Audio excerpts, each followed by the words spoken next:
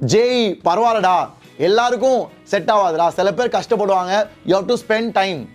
நீ தான் எஃபர்ட் போடணும்டா, எல்லாமே தட்டில் வச்சு வாயில் விட்டு விட முடியாதுல்ல. ஓகே, நீ எஃபர்ட் போடுனா நீ வளருவடா.